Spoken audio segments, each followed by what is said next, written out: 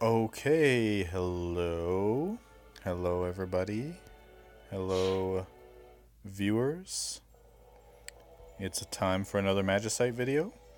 The 4-star Earth Magicite, Midgardsormr,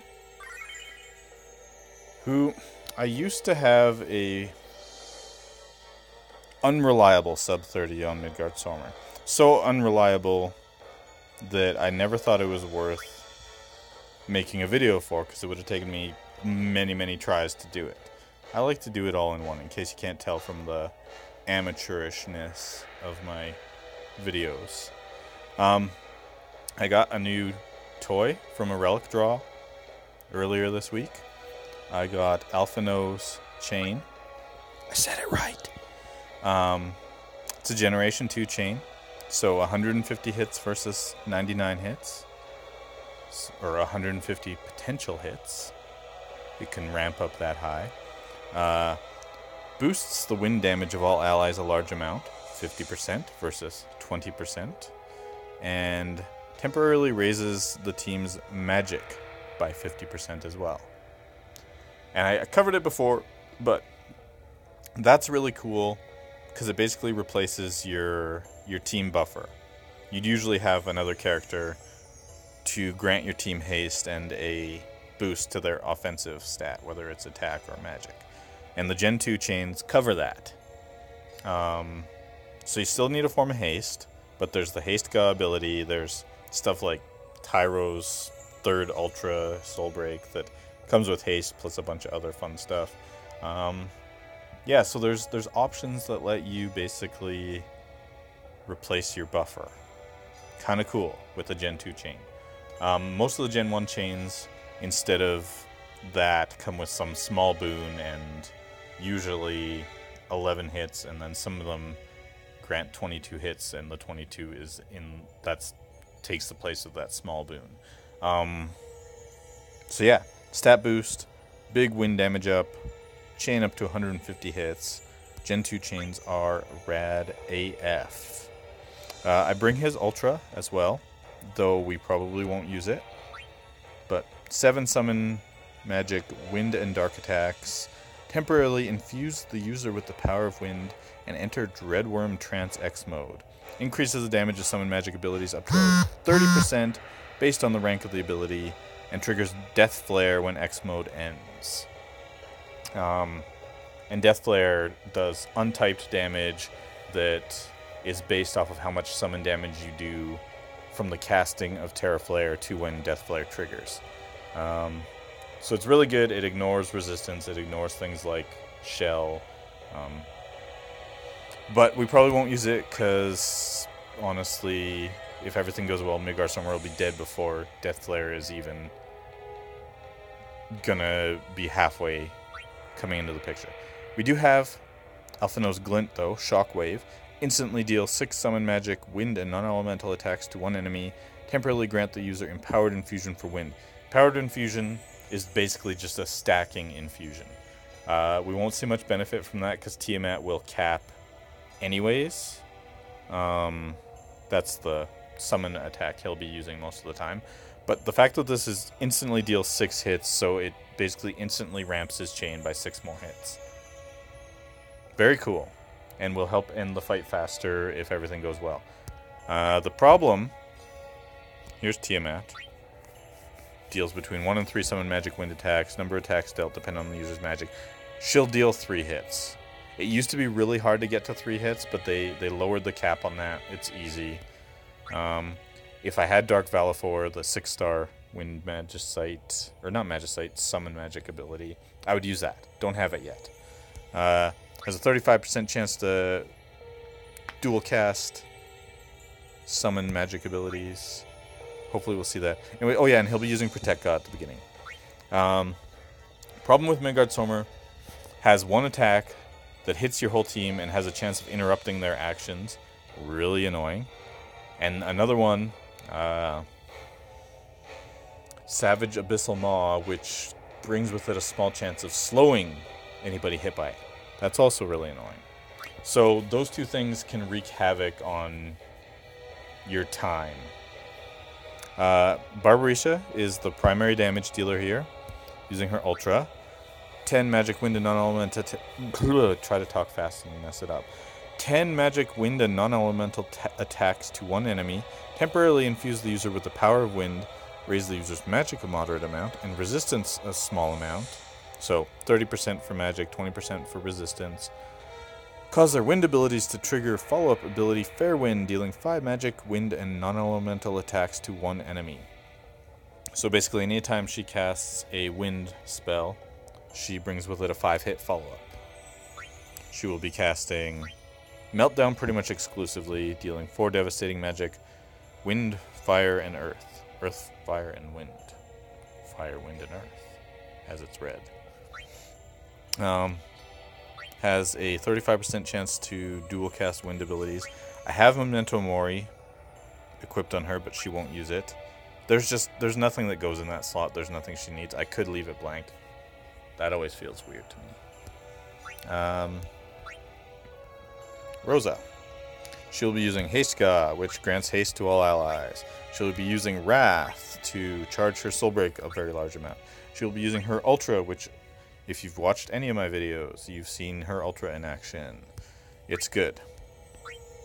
It's actually really important for this one, because if I time it right, if she doesn't get interrupted, the first cast of her Ultra will nullify the first Savage Abyssal Maw, which is nice because then nobody gets slowed. Edge does not bring much offensive presence other than the fact that he can dual cast ninja abilities. Be using Raging Storm, which deals 2 ninjutsu wind attacks to one target.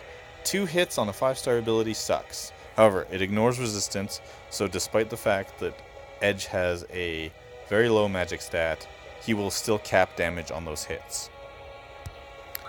So, he's primarily here, I guess a little bit of damage, because his damage is reliable and guaranteed, but basically the Blink, Haste, and Last Stand from Eblin Doppelganger are really nice here, because if Rosa does get interrupted and we do get hit by Savage Abyssal Maw, we're going to be in really bad shape, especially if she gets slowed by the Savage Abyssal Maw. This is the this is the failsafe if that goes wrong, because the Last Stand will keep us alive until Rosa can get her Ultra going after everything goes wrong. The Haste will counteract any slow from the Savage Abyssal Maw, and the Blink will save us from the next tail, which is the attack that causes the interrupt. Or is it Savage Tail? I don't remember. I've done this so many times and I barely pay attention to the attack names. Okay, Fujin is backup DPS. Her Ultra is interesting but lackluster-ish. 10 magic wind and non-elemental attacks to one target. That's good. Temporarily infuse the user with the power of wind. That's good. Reduces delay of the user's actions. That's good. Causes every second wind ability used by the user to trigger the follow-up attack Slice, which deals 5 or 10 wind and non-elemental attacks to one enemy. It's that every second wind ability thing that sucks. Because her first wind ability, there's no bonus to it.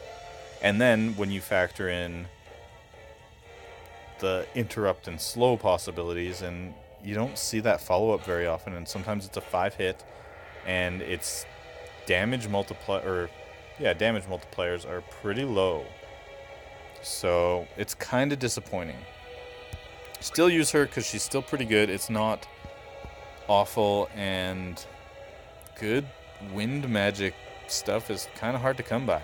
I could have used Vivi in her place and just use his Ultra and just spam Tornado with him, and that would do fine, but I don't know. It just feels kind of weird, and I want to show off cool stuff, so her Ultra's kind of cool. We'll use it. It's fine. We'll use Tiamat as our Magicite. She hits 5 times with wind damage and temporarily raises the wind attack level of all allies by 1. I think that's a 20% boost.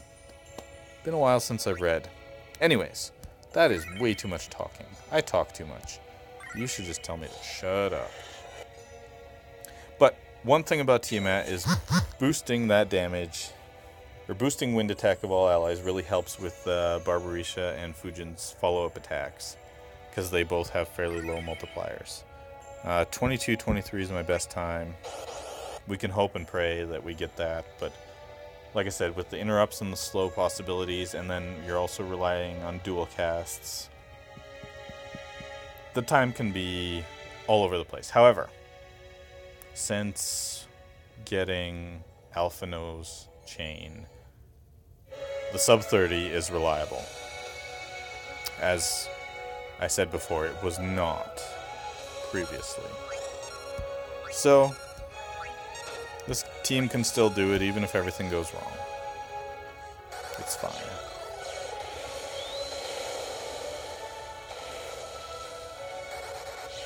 I'm gonna dual cast off the get-go, eh?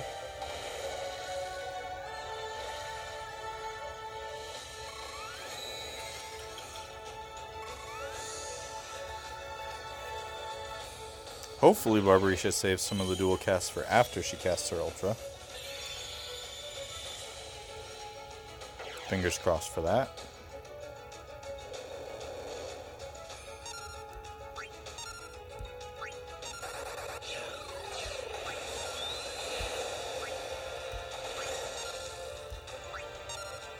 I'm gonna do something here. Normally I'd just cast this right away, but come on. Don't make me an idiot. There we go.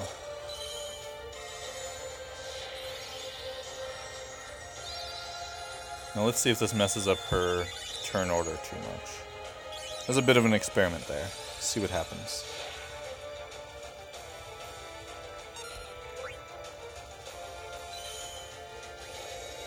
It might not be worth it.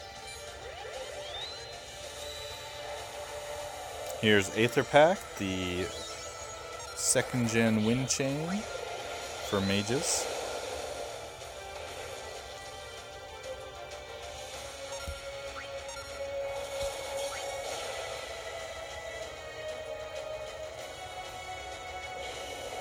There's regular Abyssal Maw, and that's nothing to worry about.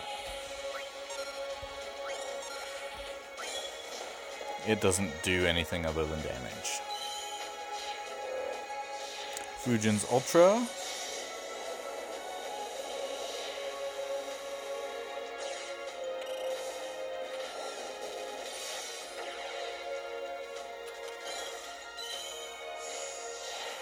Barbariccia's excellent Ultra.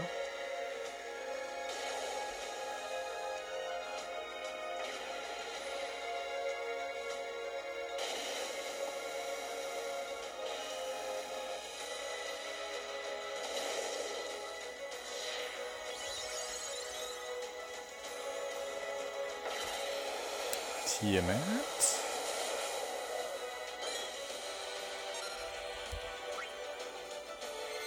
I think we're still good on Rosa's turns. If she doesn't get interrupted, of course.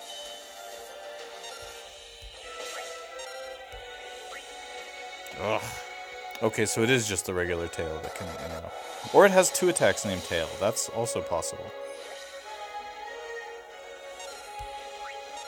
Because the first one never seems to do it. Oh, the timing is bad. Oh well. Did anybody get slowed? I don't see slow on anybody.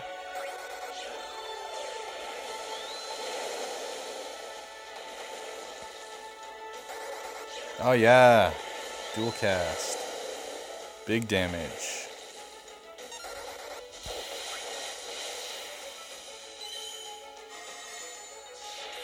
Oh, this Benediction will probably just eat a regular Abyssal Maw. Oh well.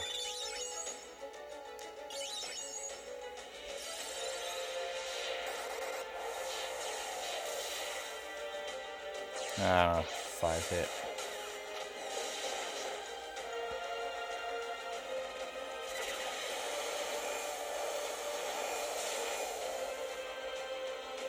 I don't think anybody got slowed, that's nice.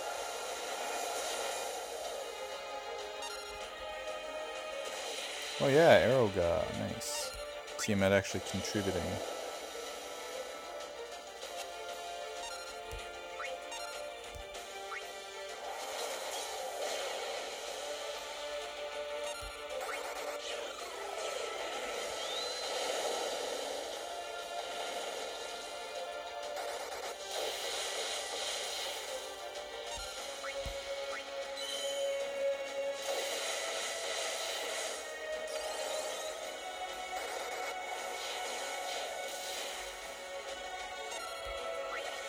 We're just gonna go all offensive now.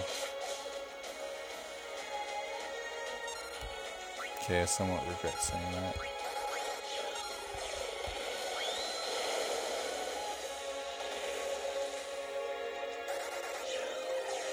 Barbariccia showing off why she is bloody awesome. Gosh.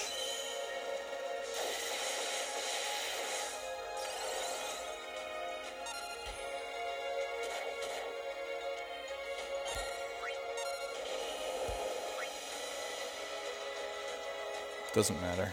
Does not matter. This should kill. Not the best run, but pretty dang good anyways.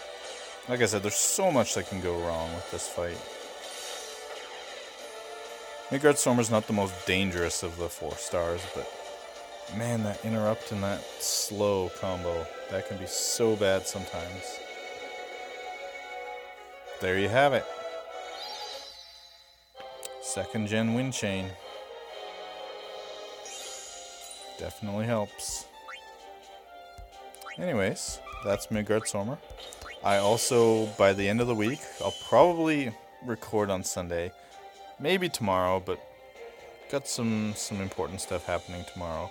I'll have a Tiamat video too, because Tiamat has gone from one of the worst of the 4 stars to almost laughably easy. I say that now and then it'll take me like 10 tries to actually do it. But yeah, look forward to Tiamat. And if you're having trouble with Tiamat, maybe I can help. But we'll see. Anyways, thanks for watching. Take care of yourselves. See you next time.